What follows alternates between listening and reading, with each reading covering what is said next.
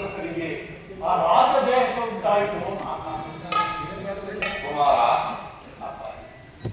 ಆ ಕನ್ಯೆಯ ಪ್ರತಿಯಾಗಿ ಈ ಸಾಮ್ರಾಜ್ಯವನ್ನೇ ಅಪೇಕ್ಷಿಸಿರುವ ಇದಕ್ಕೆ ನಿನ್ನ ಅಭಿಪ್ರಾಯವೇ ಕುಮಾರ? ನುಡಿದಂತೆ ನಡೆಯಬೇಕಾದದ್ದು ಶಕ್ತಿಯ ಧರ್ಮವಲ್ಲವೇ? ಕೇವಲ ರಾಜ್ಯ ಲೋಭಕ್ಕಾಗಿ ಕೊಟ್ಟ ಮಾತಿಗೆ ತಪ್ಪಿ ನಡೆದರೆ ಕಾಪಾಡುವ ಕರುಣಾಳವಾದ ಆ ಕಾಪಾಡಿಯು ಕಾಲದಿರವರೇ. ನಾನು ಅದಕ್ಕೋಸ್ಕರವೇ ಇಷ್ಟೊಂದು ತಾಳ್ಮೆ ತಾಳಬೇಕಾಗಿದೆ.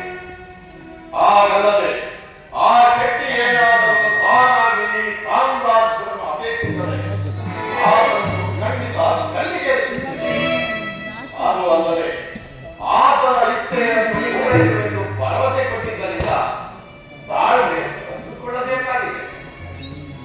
ಪ್ರಭುಗಳು ಮತ್ತು ಕುಮಾರರು ಈ ವಿಚಾರದಲ್ಲಿ ಬಹಳ ಗಂಭೀರವಾಗಿ ಆಲೋಚನೆ ಮಾಡಬೇಕಾಗಿದೆ.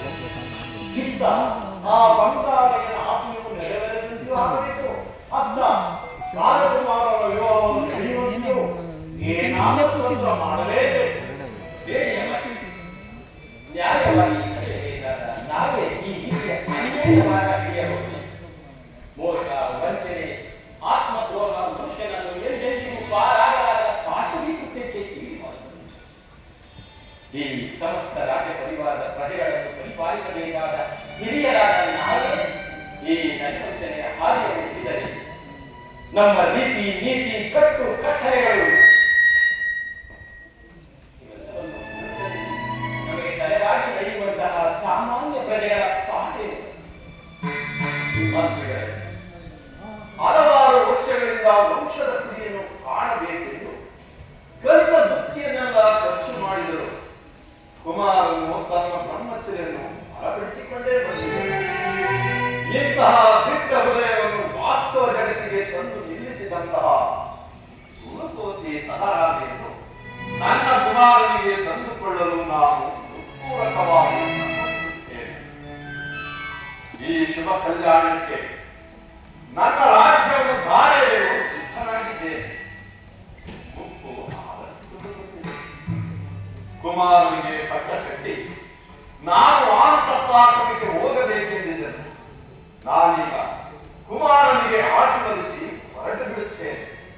ಕ್ಷತ್ರಿಯನಾದವನು ಎಂದಾದರೂ ಸ್ವಂತ ಶಕ್ತಿಯಿಂದ ಸಾಮ್ರಾಟ ಆಗಿಯೇ ಆಗುತ್ತಾನೆ. ಅದರ ಬಗ್ಗೆ ನನಗೆ ಸ್ವಲ್ಪವೂ ಸಂದೇಹವಿಲ್ಲ. ಅಪ್ಪಾಜಿ, ತಮ್ಮ ಆಶೀರ್ವಾದದಿಂದಲೂ ಪೂರ್ವಜರ ಪುಣ್ಯದಿಂದಲೂ ನಾನು ಶೀಘ್ರದಲ್ಲಿಯೇ ಇದಕ್ಕಿಂತ ಸುಸಜ್ಜಿತವಾದ ನಗರವನ್ನು ನಿರ್ಮಿಸುತ್ತೇನೆ.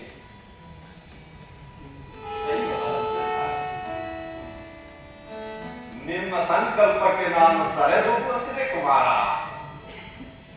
ಮಂತ್ರಿಗಳೇ, ಪ್ರಭು, ನೀವು ಈಗಿಂದೀಗಲೇ ಹೋಗಿ ಆ ಶಕ್ತಿಯನ್ನು ಕಂಡು ನಮ್ಮ ಅಂತಿಮ ತೀರ್ಮಾನವನ್ನು ತಿಳಿಸಿ ಆಗ ಕುಮಾರನಿಗೆ ಪಟ್ಟಾಭಿಷೇಕದ ಏರ್ಪಾಡು ಮಾಡಿ ಕುಮಾರನ ಮುಹೂರ್ತಕ್ಕೆ ಯೋಗ್ಯವಾದ ಮುಹೂರ್ತ ನಿಲ್ಲಿಸಿ. ಶಾಸ್ತ್ರಿಗಳೇ, ತಾವು